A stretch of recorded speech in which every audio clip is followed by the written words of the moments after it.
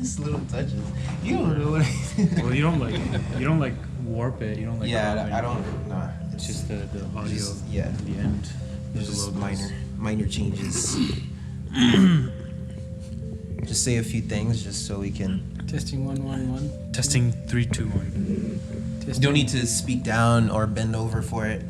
I'll fix everything for volume afterwards. Everything's good. Just gonna clap. It helps me synchronize everything together. And I think we are starting. Awesome.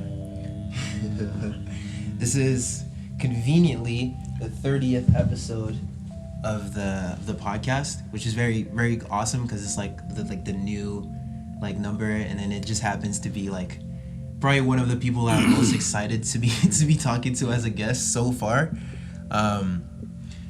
Introduce yourself.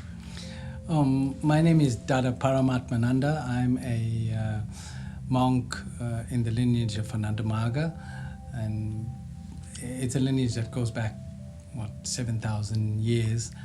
I teach, practice, and guide people in the art of meditation and what we would call self-realization. You're also an ex-programmer or engineer. Yeah, I used to be a long time ago. I used to be a computer engineer way before Windows came in the days of DOS and command line language. Oh, can you like walk us through what that journey's been like from like the early days to the point where that turning point when you got into this practice that you now do? This path. Well, from a young age, I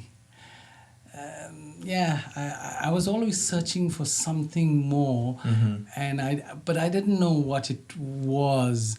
Even when we were young, I used to play soccer, but everybody used to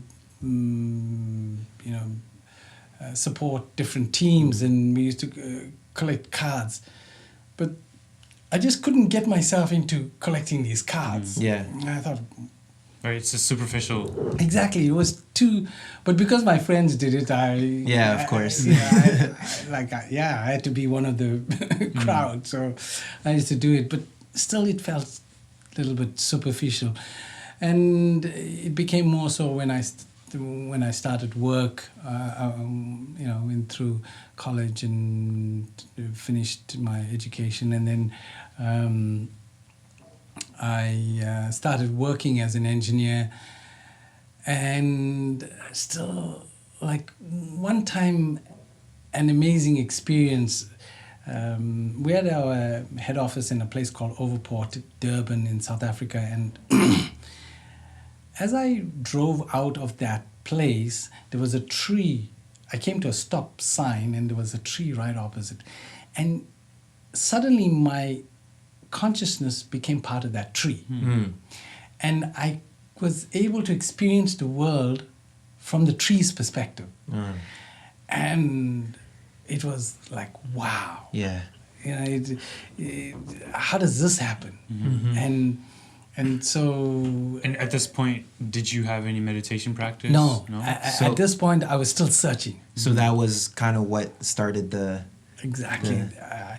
I put more effort into what is this all about? Yeah. And fortunately, there was, in my search, nearby, there was a place called the Theosophical Society. And it was just a place where spiritual people would gather. They had a vast library. And we went there. I used to go there. And they had lots of books, and I was just reading like anything because I wanted to know about this stuff.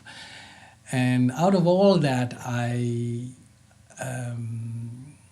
realized one thing, that I have to find a teacher who can teach me meditation. Out of everything that I read there, that it came crystallized to that thing. I need to find a teacher who is able to teach me a powerful practice of meditation. And so then I started my search.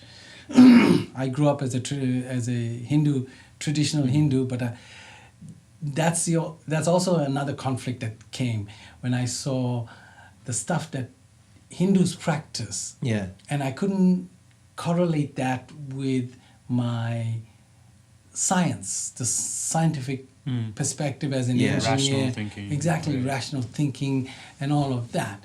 And so being in South Africa under apartheid, I thought, well, it has to be that the white man's religion is better than our religion. Of course. So I went to Christianity. That's what they taught you. Anyway. Yeah, exactly. That's the conditioning. Yeah. And so I went there and I saw, well, I talked to the pastor there, and he said, well, it's all in this book.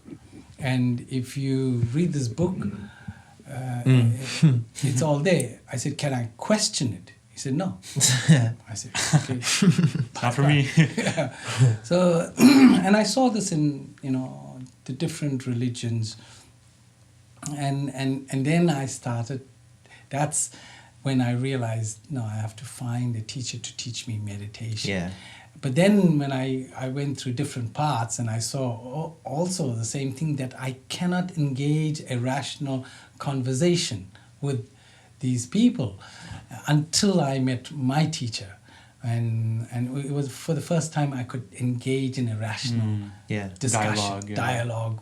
Exactly. It wasn't just you reading text from the book. Exactly. What was the discussion like when you met him? He told me, so I asked him, what is the nature of reality? That's a big first question. What is all this question? What is all this stuff about that we live in? And so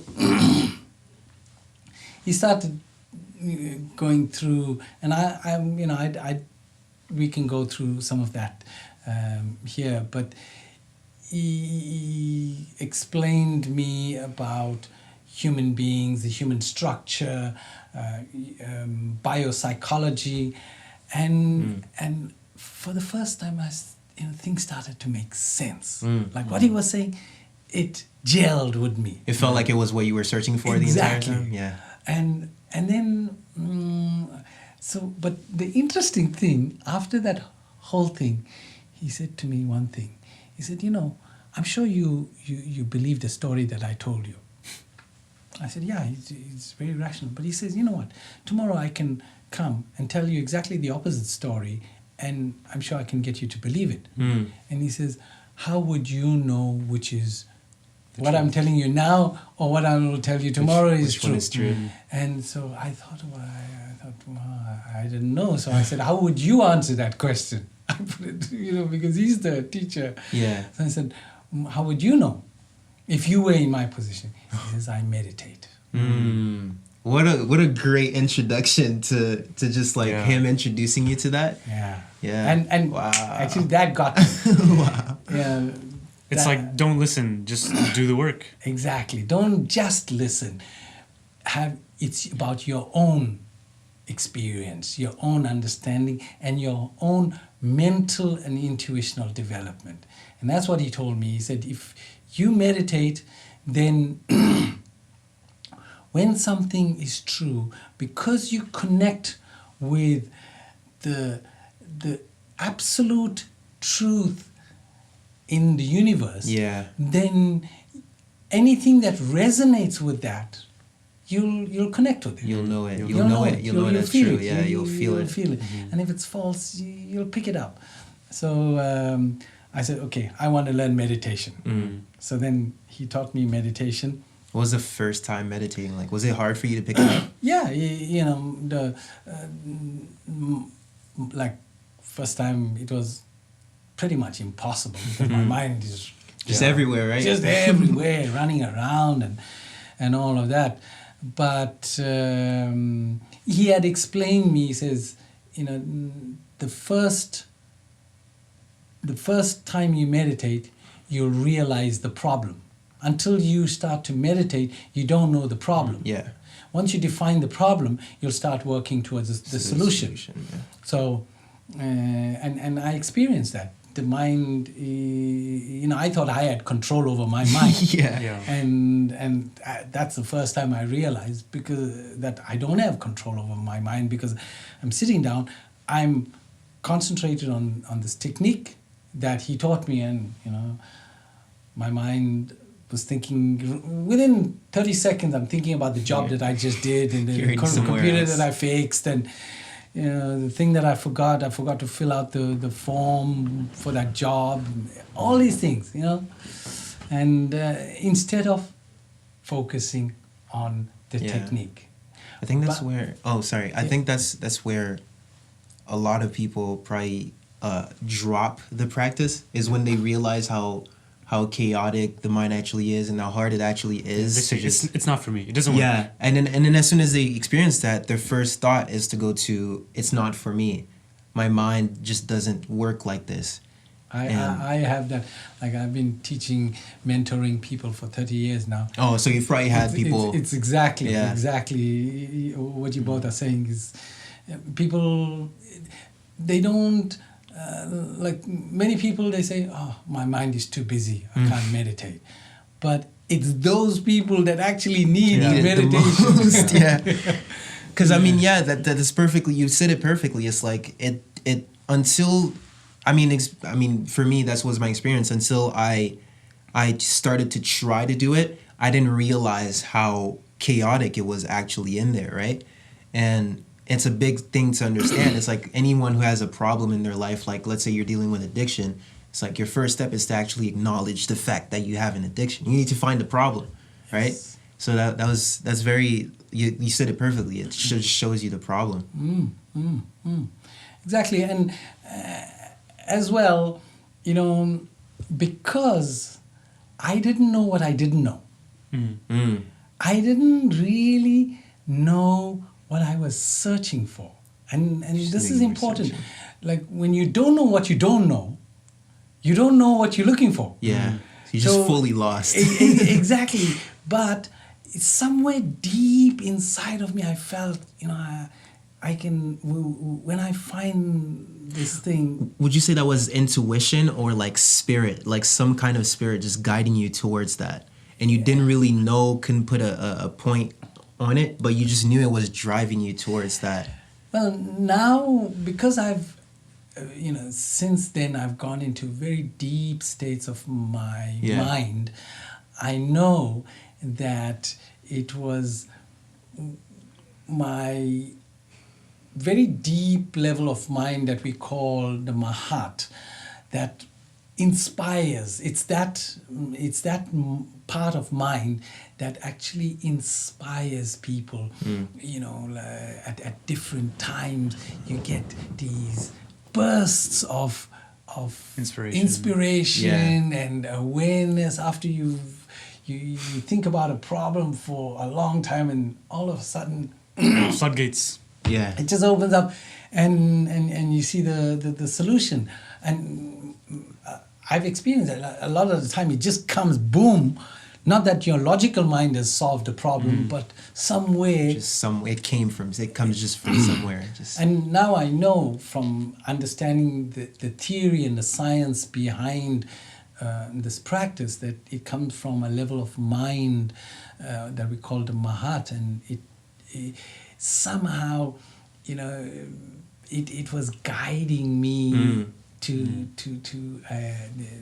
the point of... learning a genuine practice of meditation. Is it local, that mind? Like, is it? No, it's non-local. It's non-local. Not only that, it's it's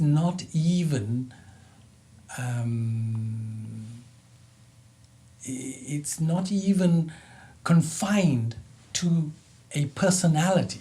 It's not even confined, like, you see, from the time we were born and we become self-aware,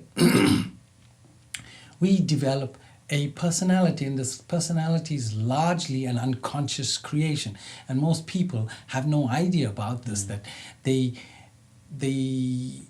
are developing as they grew up. They've been developing a personality, and it's the only tool that they have to access the world. Yeah.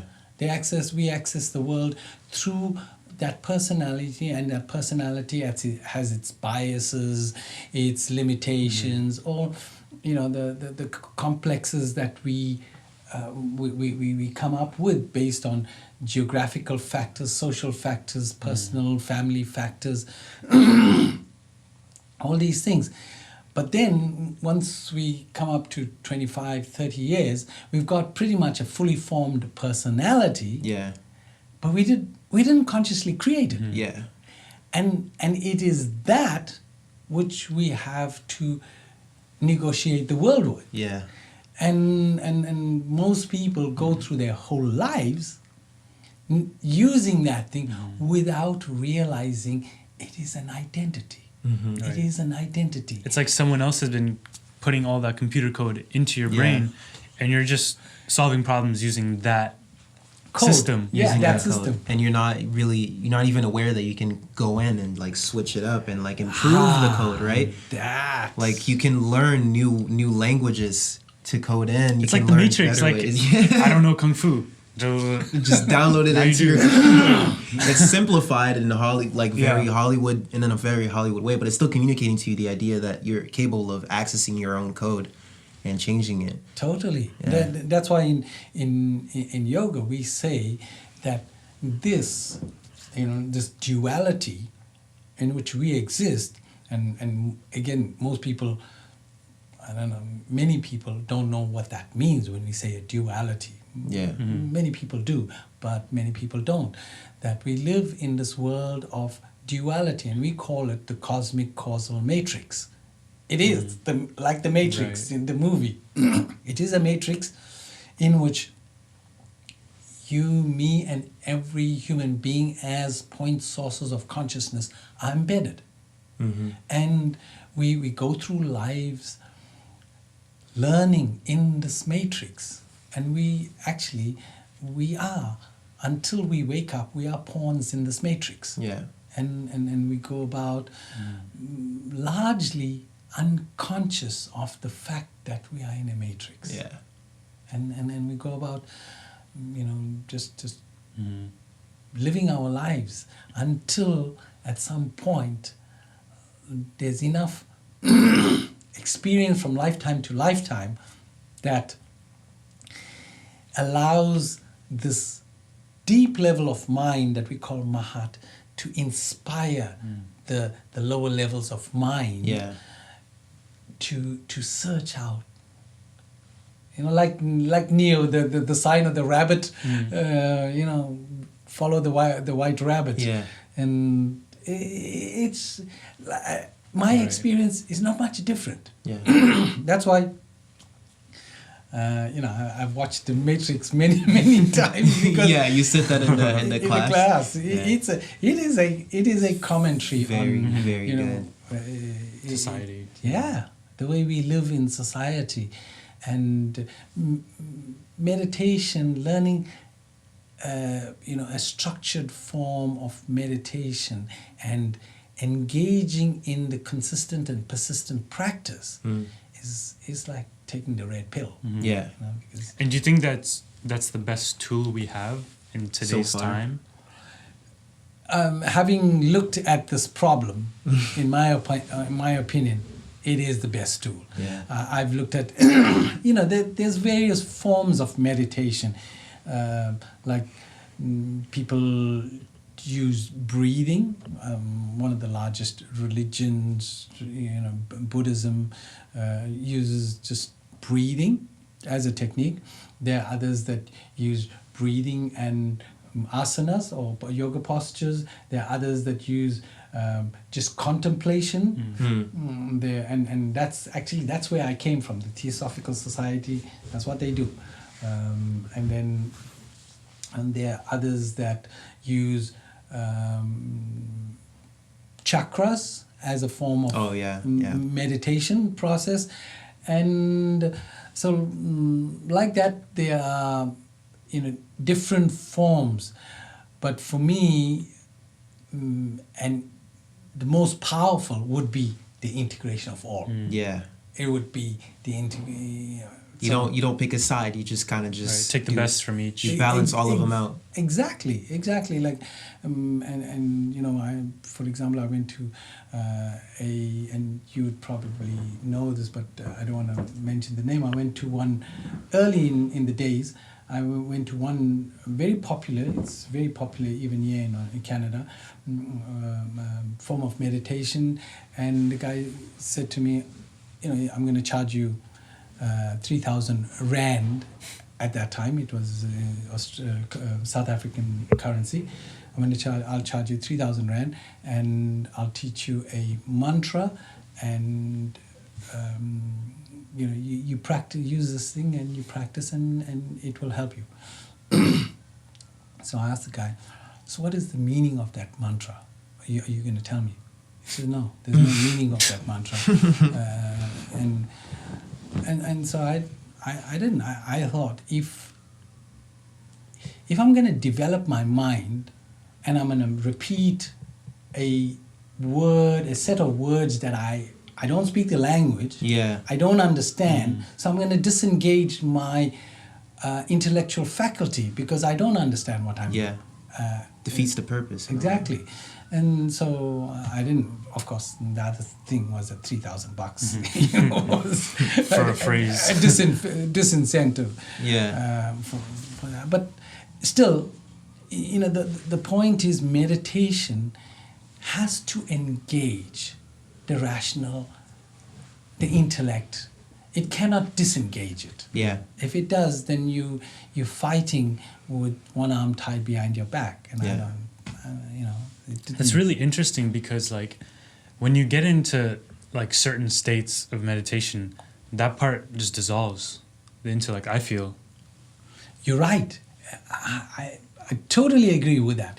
However, you have to start from where you are. And most people, the intellect is a tool that we use. So we use the intellect to eventually supersede the intellect to get into intuition. And when you see when we talk in using the English language, there comes a point, especially with meditation, there comes a point where we come to the limits of expressibility of the English language. And like when we talk about intuition, we're not talking about gut feeling. Gut feeling is more like instinct, but intuition is the higher level of mind, the Mahat, filtering down into what we call our chitta, our day-to-day chatter mind, our day-to-day awareness. And that is intuition, and that happens when, like, I was telling you the story about my first aeroplane ride. I distinctly, had this sense that this is ancient technology, but I didn't know where it came from. And it was like 19. Something. Yeah, it was. That was definitely the Mahat then. Exactly. I was like 18 years, and now I'm 60, so it was a long time ago. But you still remember it vividly. I still remember very clearly that feeling, and it has only happened twice. Once the second time was once when I was in India, and the other time was when I stepped off the boat in Ireland. I touched the soil of Irish land, and I had a very deep experience there. What was that one? The Irish. Actually, when I stepped off, I was asked to go and do some work in Ireland, and I left from Cherbourg in France via a boat to Cork. And when I stepped off that boat and touched the land of Ireland, I distinctly had this feeling I came to a land of ancient spirituality. It's not words, because I'm putting it in words, but but it was a feeling. Exactly. It's that beyond words kind of state it's the knowing. You'd have to, you have to experience it to really understand. Yeah. It was really very interesting and very, like, I was touched by that. And also my experience with the Irish people was just amazing. The way, I don't know if you guys agree with me for that one. The way I experienced, like, especially the moment when you realize that you're in a matrix in a way. Matrix is like the best way we can use to describe, like, just the steps, between, like, the steps while you're discovering just the reality that you live in.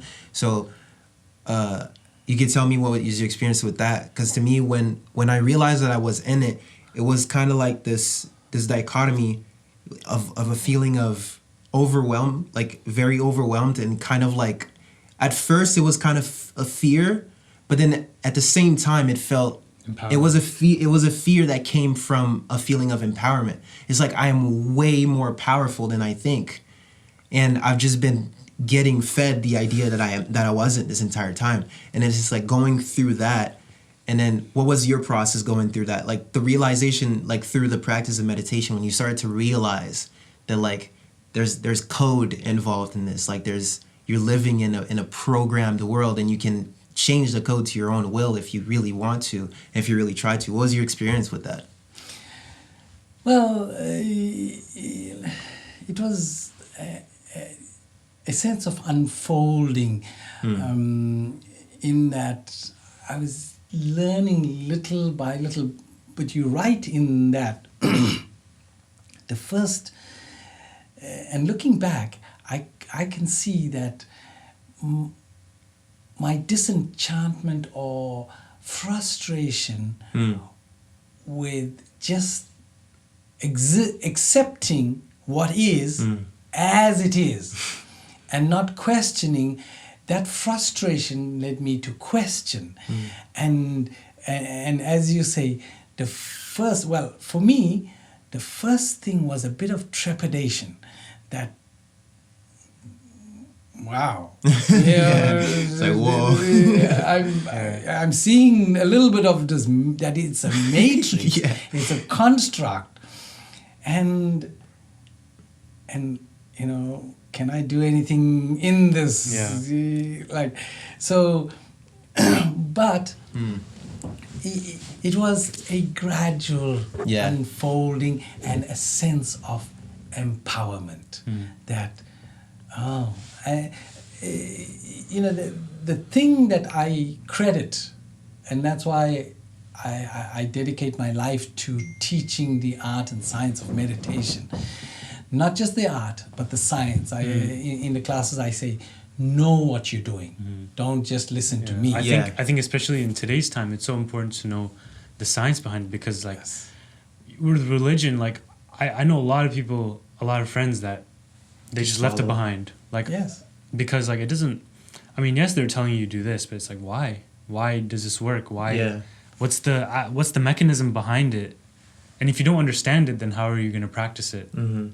Exactly. And if it doesn't sound rational in the first place, then it's a belief system. And and my thinking is that if there is an intelligence, and long back I had a sense that there's more, there's some intelligence to all of this. 100%. But if that intelligence exists, it cannot be afraid of my questioning. So that's why perfectly said. Yes. How can that intelligent, it gave me my existence, why would it be afraid of me questioning the nature of reality? I mean, it gives you the ability to even be able to do that. So why would it give you the ability to do that and not want you to use it, right? So it's awesome. 100%.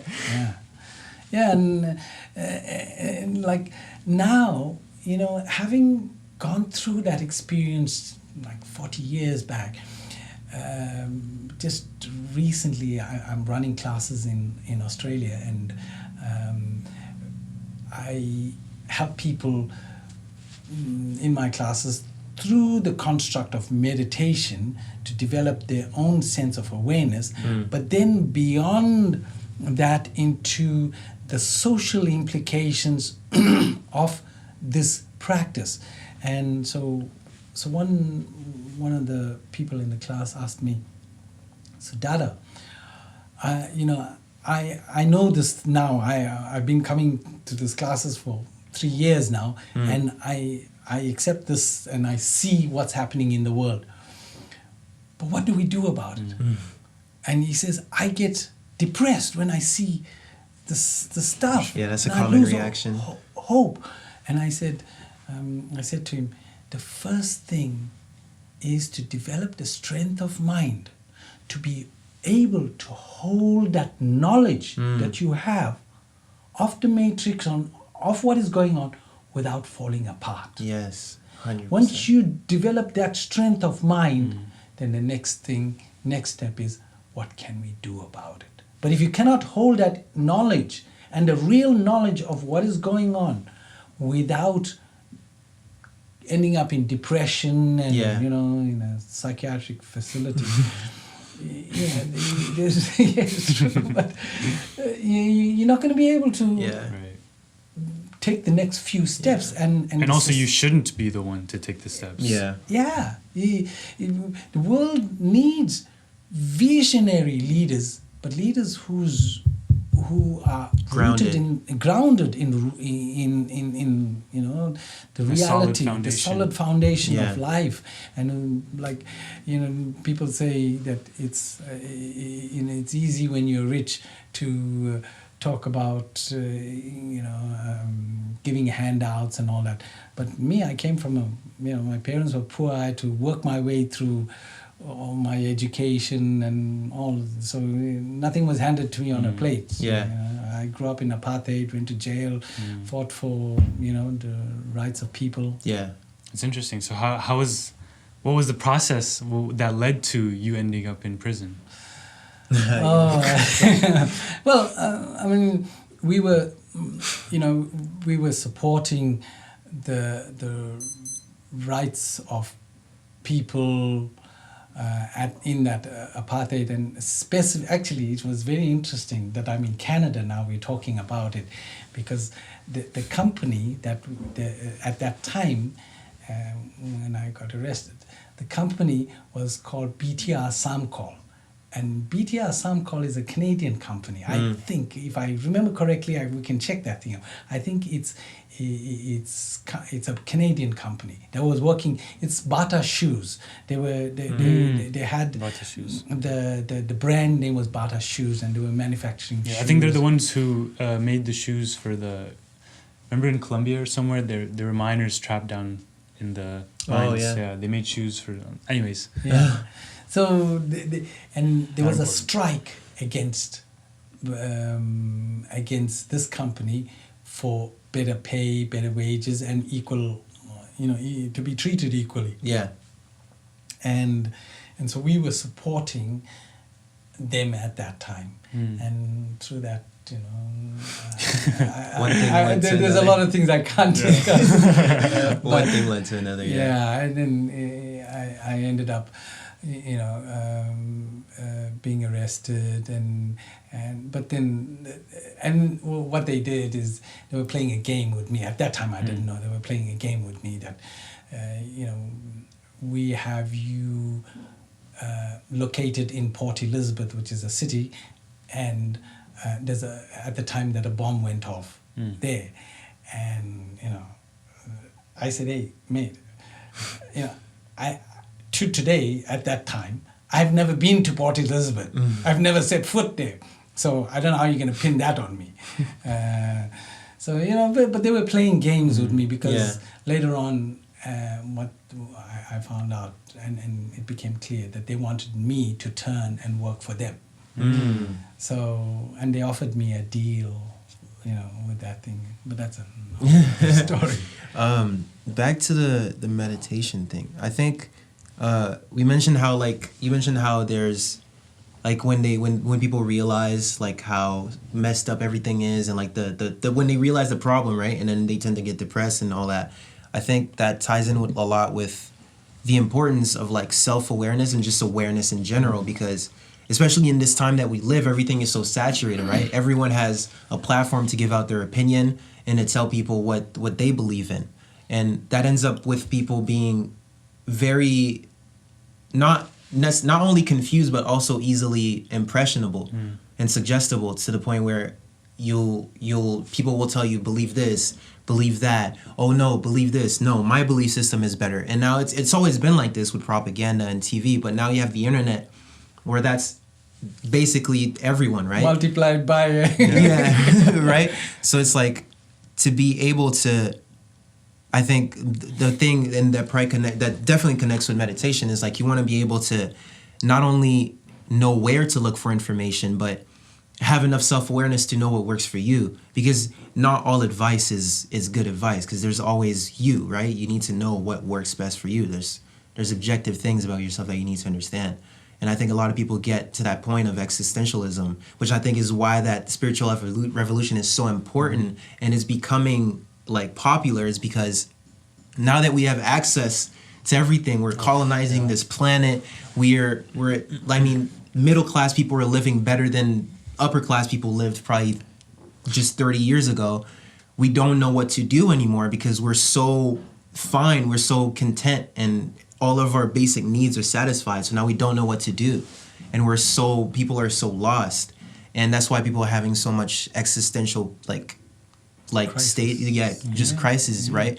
And I think this is why this practice is starting to slowly and gradually become more mainstream, is because the way you're describing happiness is top down, right? Buy this, it'll make you happy. Yeah. But meditation looks at it as at a more holistic perspective, where it's like, it's bottom up, right? It's like, just close your eyes. Yeah, just be. Just be. Just be.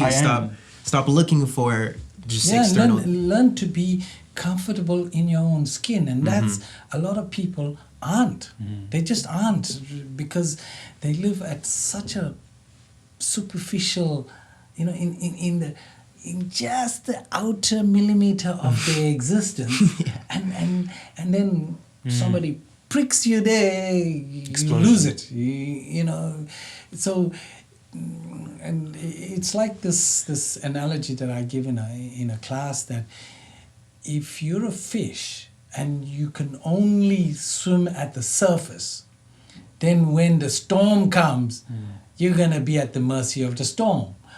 But if you're a fish that can go deep, when the storm comes, you just dive deep. Yeah. And you're cool. And there's Sleep. there's no problem. And there's a link that I see, in the Vipassana retreat I went to, where he describes he kind of begins to intellectualize it, because in the first 3 days it's just do the work and then I'll tell you. But then when he actually tells you, he tells you why. It's because, so the breath is, first of all, the breath anchors the soul into your body. If you stop breathing, there's no more you, right?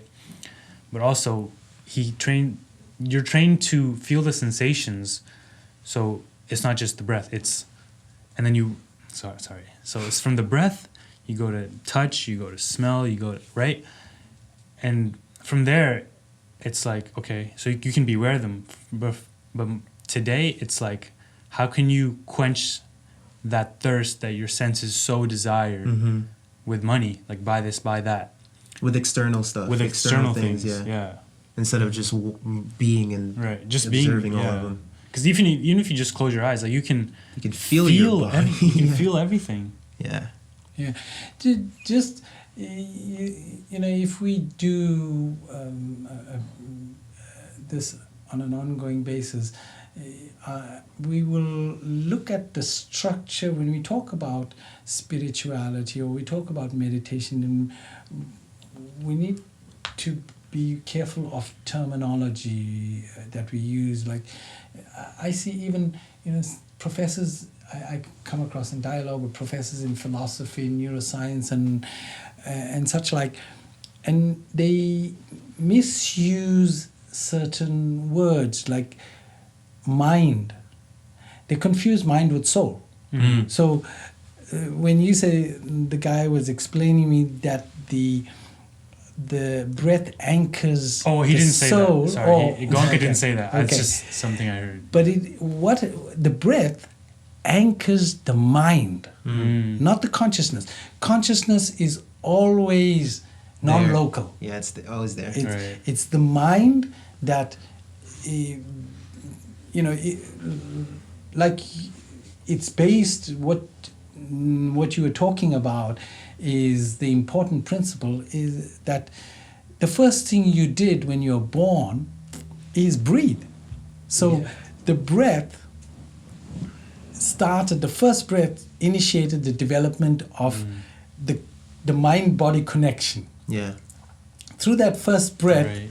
the mind-body connection was made, and the body is able to start developing, the mind is able to anchor, and the personality starts to unfold. Mm-hmm.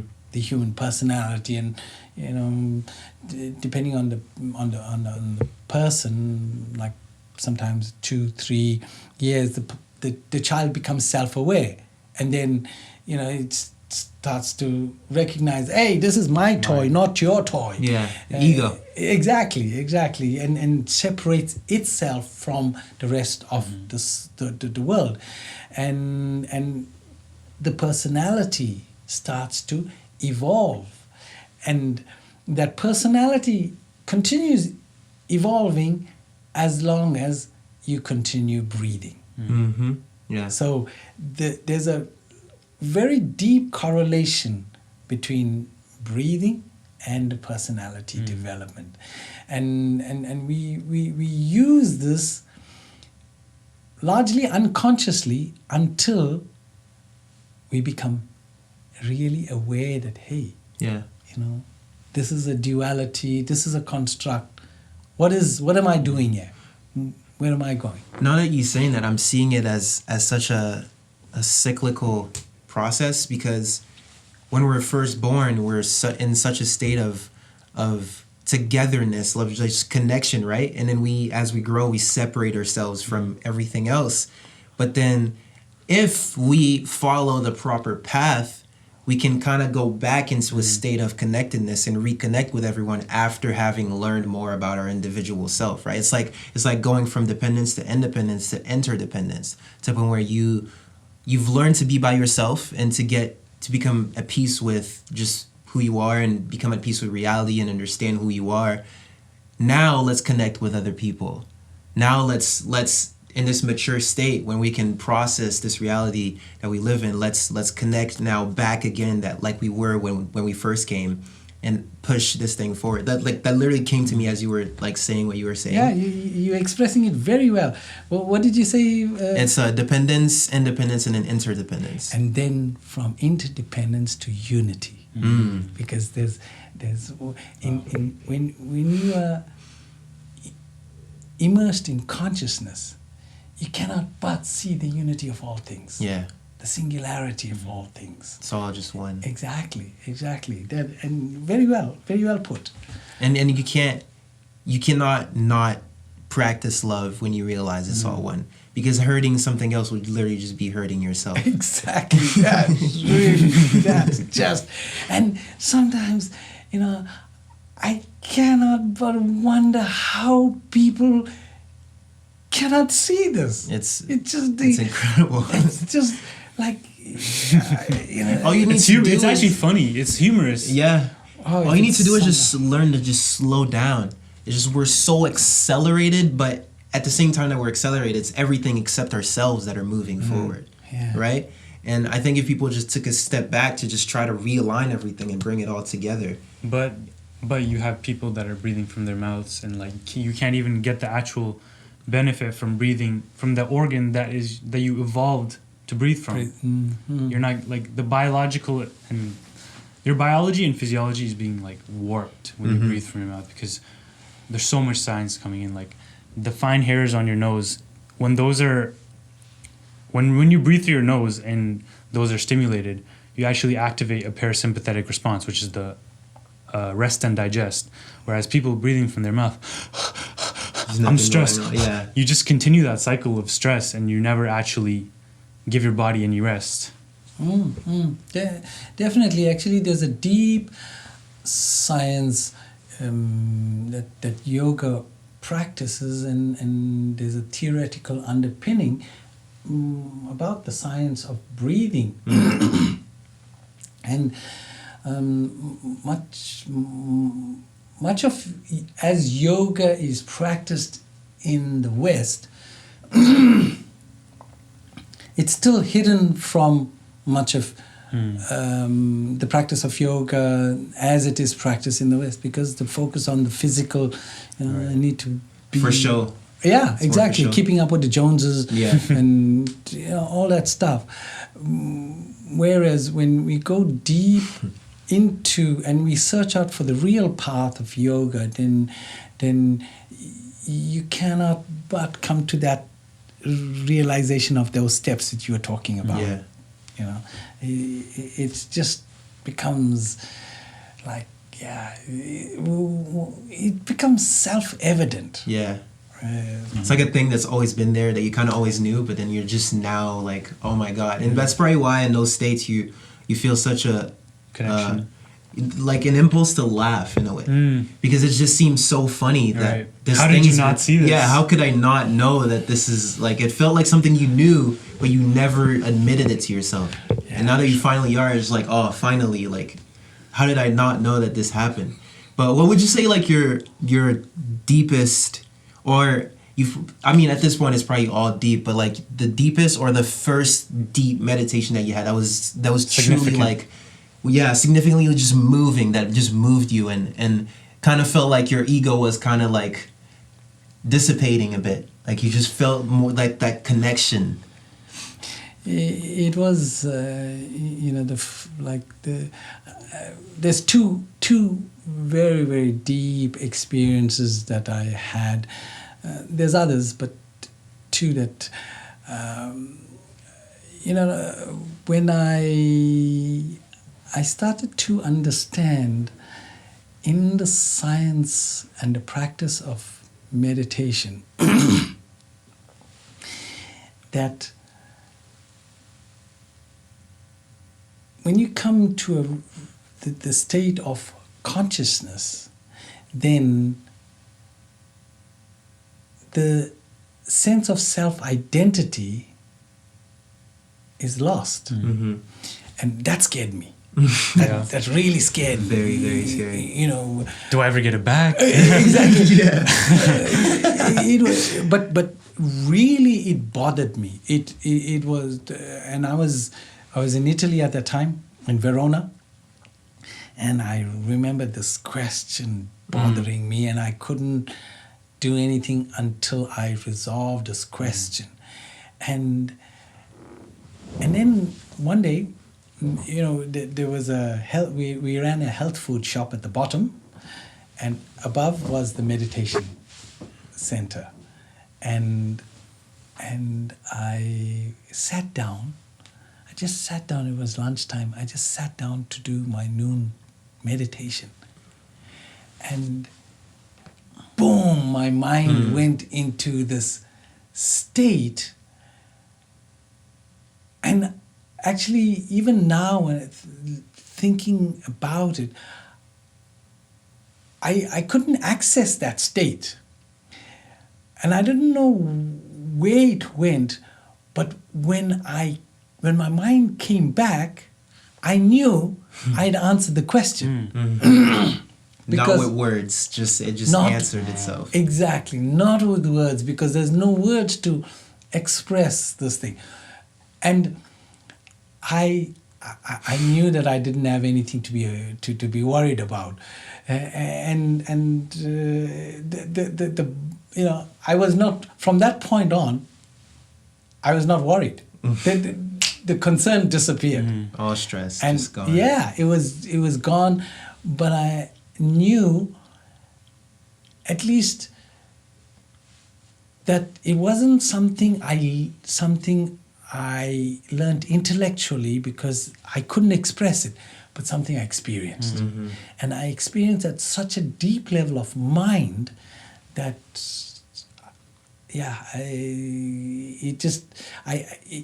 at that point, now I realize at that point my personality was not of a level that I could accommodate that thing. But I just knew I'd solved the problem. You just knew. You just felt it, yeah. Exactly. It was a deep sense of knowing, okay, I don't have anything to worry about. And this is something in an advanced level of practice, I tell people to ponder this question. If the ultimate of meditation is unity with consciousness, then is this a path of nihilism? You understand? No, destruction, complete destruction, nihilism. Yeah. And I ask people, once I take them through the significant amount of journey that they know, a significant amount of, they have intellectual knowledge, they have the science, plus they have the practice under their belt, then I engage them in that question of, is this a path of nihilism? And actually, because I had to answer that question for myself. Yeah. I faced that question and I had to answer that question because I couldn't go out there and teach something that I didn't know myself. Yeah.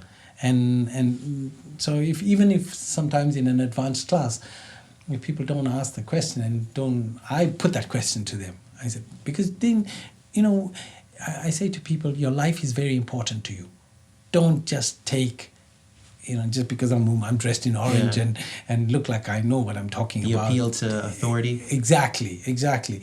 This is something that we, our sources of knowledge is we take a lot in our knowledge from perception and authority, but inference, something that we can infer from our own personal experience and our engaging the higher levels of mind through the process of meditation.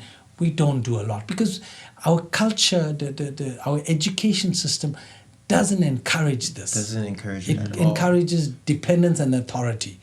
It doesn't encourage you to think for yourself, because while we think we have a developed civilization, it's a contradiction. In one level, we think, we like the tenets of civilized society, but on another level, it's the law of the jungle.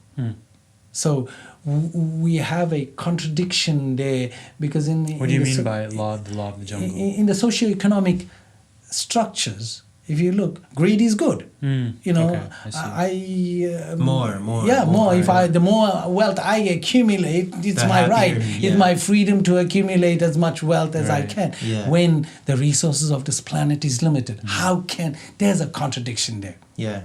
Right. When every human being has the same needs, every human being yearns for infinite happiness. Two things. Every human being has the same needs. Every human being without exception yearns for infinite happiness.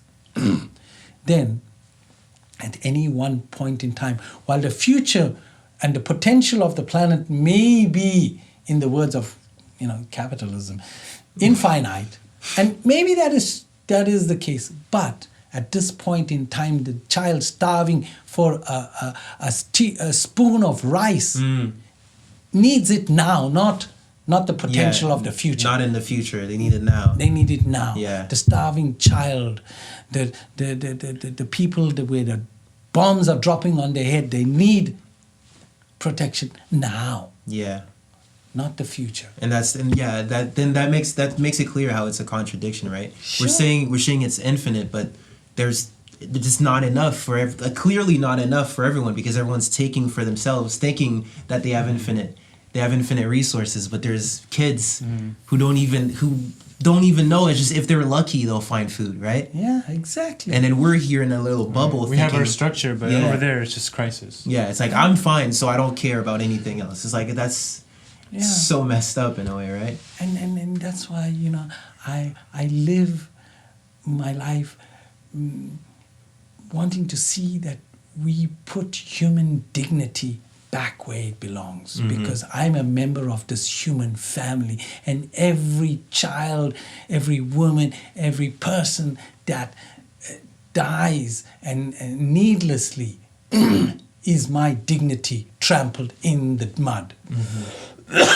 And it is incumbent upon us as people who are aware to create a better society, a society that cares for every human being. Based on love. Society based on love. Exactly. Not fear, not anything else. Exactly. Yeah. It's the only thing that we can base a structure. It's the currency of evolution. Yeah. Yeah. What would you say your opinion on, because I love to hear people's opinions on that, on law of attraction, if you've heard about that. Yeah. What would you say your opinion on that is? I feel like you'd have an interesting take on this. Yeah. If you think about it, every being in some way attracts every other being. Every being. So we, hate is negative love.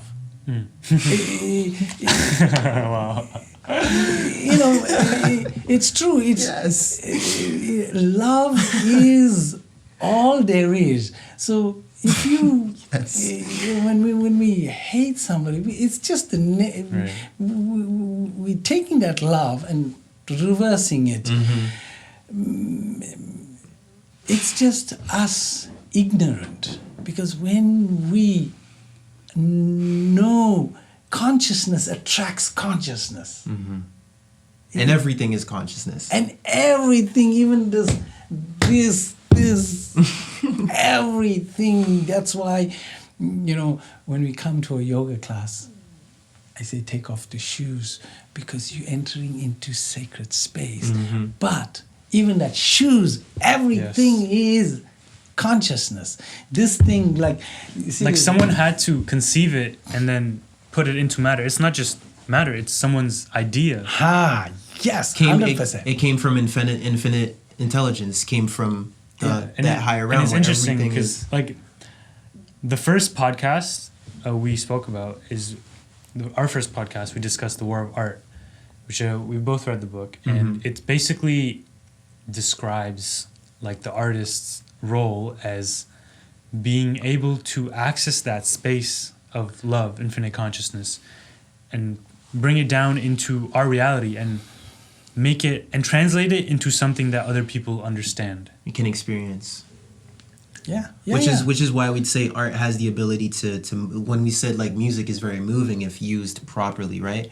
It's like you're accessing this thing that's beyond words, and your goal is to use these sounds and these instruments and these rhymes and these, like, everything to just form it into an entity and then bring it to someone else. You charge it with that energy that you kind of connect with, right?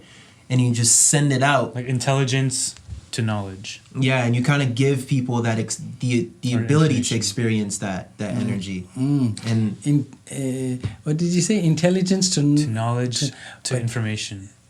And you see, the most powerful thing that moves people is sentiment, emotion. We are inspired by like knowledge, but we are moved by emotion. that's why you tend to remember things more when there's an emotion related to it. Exactly. That's how these guys with the super memory and super learning and all that, they connect emotion to that bit of information, and you remember it better. So my teacher Shrishanandamurti, he did an amazing discourse called Aesthetic and Supra-Aesthetic Science, and it's the understanding of how art, of how vibration, whether it's visual, auditory, or kinesthetic, how it moves us into the deeper levels to ultimately the point where, what we call the sixth sense, when like we have five senses, right? But eventually through meditation, the mind in itself becomes the instrument of sense. You develop that intuition that you talk about. Exactly. Yeah. The mind becomes the instrument. When you are able to withdraw the focus from the externalized reality into the internalized reality, and then direct that whole mind to consciousness, then the mind itself becomes the sense organ. I'm wondering, what's the heart's role in that? The role of the heart? Because I just read yesterday that the heart actually has, it's like 5 or 10 times more of a magnetic field than the brain. Yes, because the heart center is where our emotional, we express like most of our emotions through the heart, through the Or suppress. anahata chakra. And you said you'd say the mind is more the intellectual part, like. I mean, the mind is both. You see, we have the various glands, right? Then the various chakras. So the mind, like most people, or let's say, let's define what is a chakra, because That's so true. Most people don't really know what it is. Exactly. Like even me, I don't really. So, in the class I was saying, I like ice cream. I like to eat ice cream. I've got a sweet tooth. But the thing is, the ice cream goes down into my stomach, and with hydrochloric acid, it gets digested into sugars and whatever, and gets absorbed into my body. But how is that translated into a pleasurable sensation in my non-material mind? And we still don't understand this. Science cannot explain this, because science doesn't know So where you can't measure the chakras. There's no quantifiable. or let's say you can't see it with any microscope. You can't see it. So in the future, we will have instruments. We will develop instruments subtly enough. At this point in time, because science is based on the dogma of materialism, it's stuck. Oh yeah, when it starts to look past that, just beyond that, it's gonna skyrocket. We'll make the more progress in the next 50 years beyond that we've made in the last 500 years. 100%. Because now we're still figuring out the rest of the material stuff. We're just mastering that. And then when we get to like the quantum realm and the stuff we can't see, and we start to put like numbers on those, and we start to truly be able to like understand them and manipulate. It's gonna be beautiful. I mean, science has an amazing, Beautiful I think, an important place in human future, but not the science encumbered or just stuck in a dogma of materialism. And even though quantum relativity, quantum physics shows that there is, or the implications that there is a non-material reality that and they call it, that causes the collapse of the probability wave. But today, if the science is based on materialism, and when the underpinning of science moves from that into the nature of the real nature of reality, and a non-acceptance that there is a non-material reality, that gives rise to the material reality. Science will, as you said, skyrocket. Just move. Oh man. And I think that's I try to be very optimistic no matter how bad things look, because I believe that it needs to go down to go up, right? It needs to get bad to get good. That's like the natural order of things, right? So like where we are now is just kind of like this point where we're reaching the low of something that we already have, and it's gonna get destroyed to give birth to something new. It's like a snake shedding its skin, right? I feel like we're in a state where we're just shedding our skin. And that's why so many people are so lost in existentialism, like depression. It's like we're in a point where I think we're doubting the material world. We're like, there is more to this material world. And we're so troubled by trying to understand and put words on it, because that's all we've known so far up until this point. And now we're like, okay, maybe there's more to this.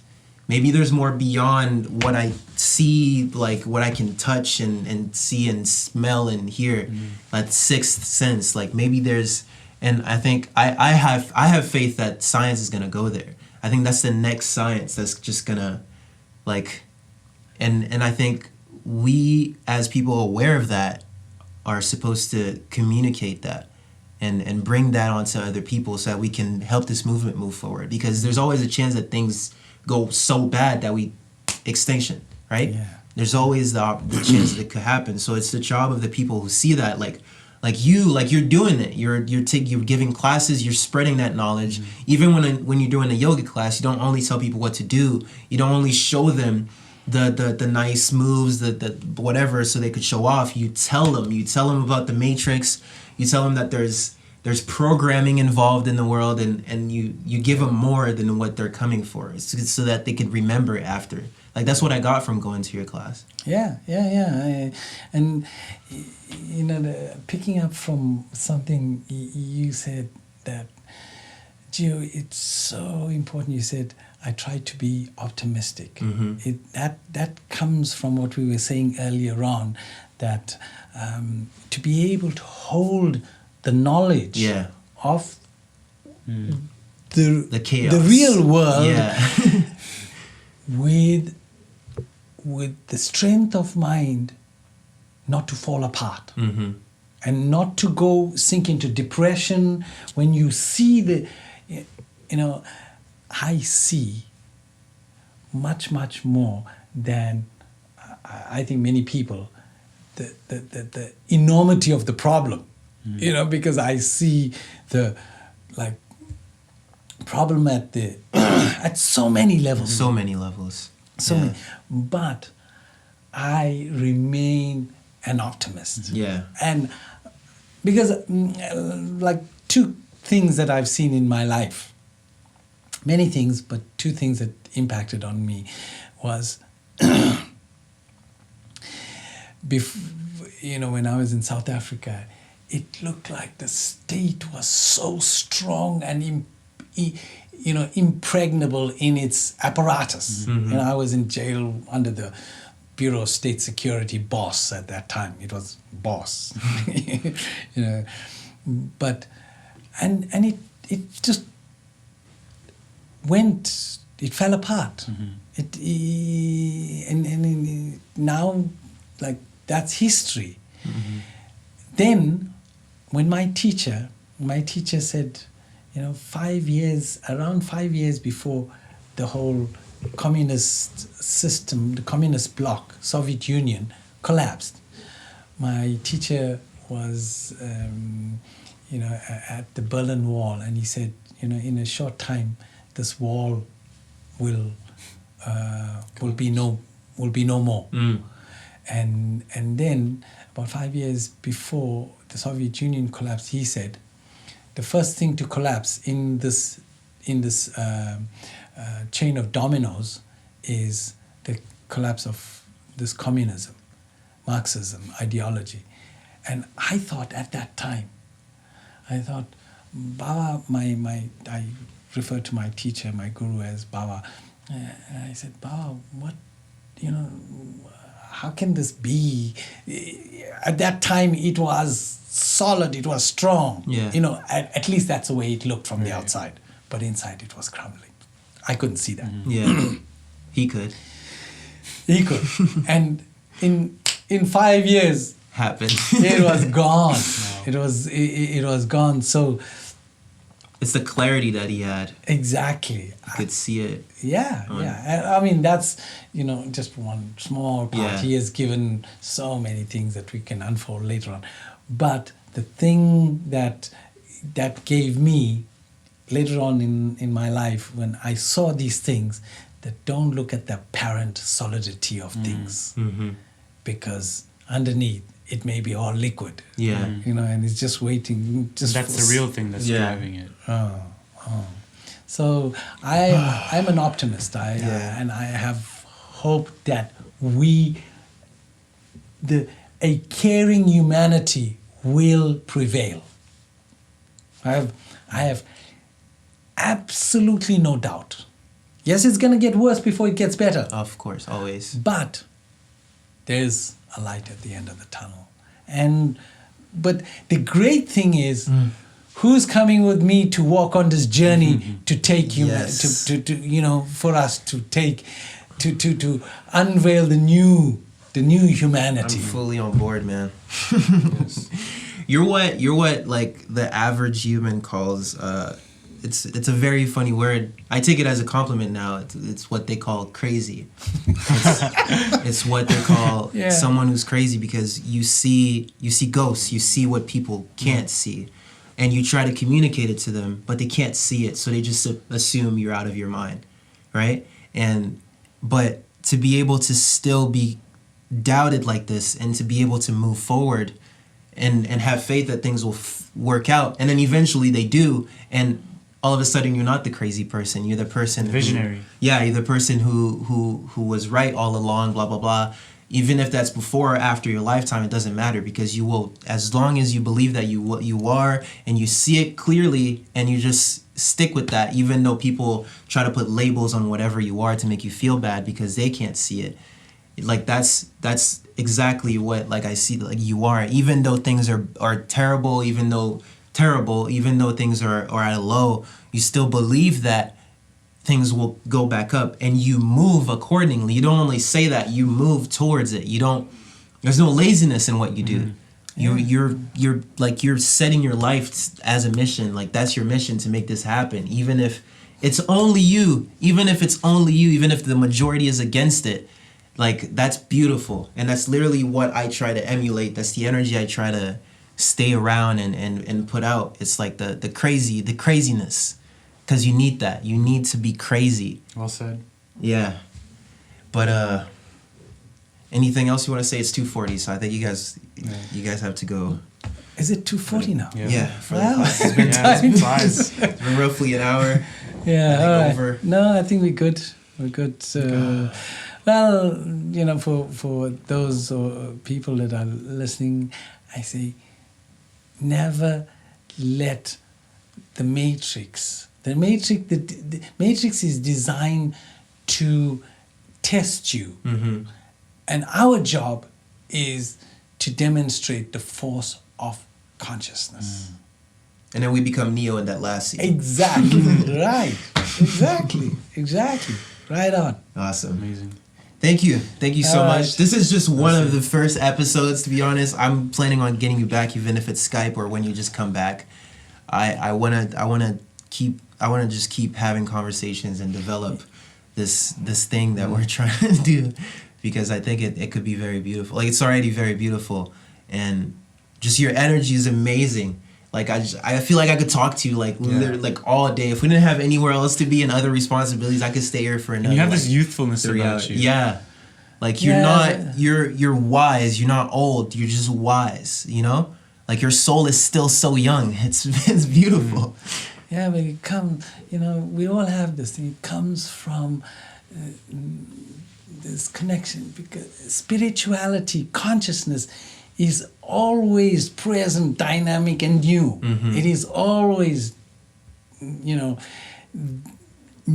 It is because it is always present. It just is. So when you tap into that thing, it just unfolds. Yeah, you become immortal. I can feel your immortality, man. I can literally feel it. It's amazing.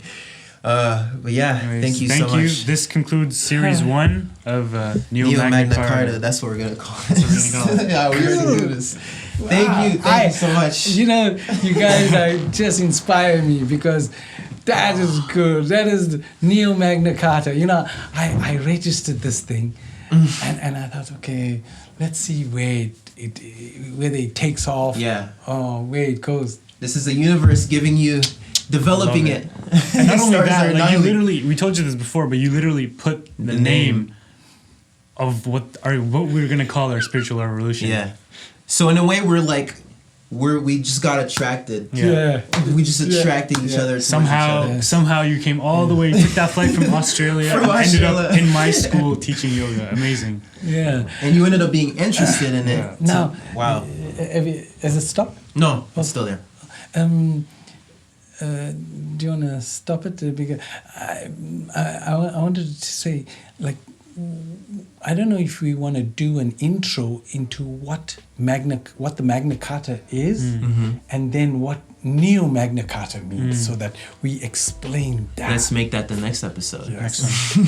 Let's finish off. Can you say give us money? It's just What? It's just something we always end the podcast with. Give us give us money. money.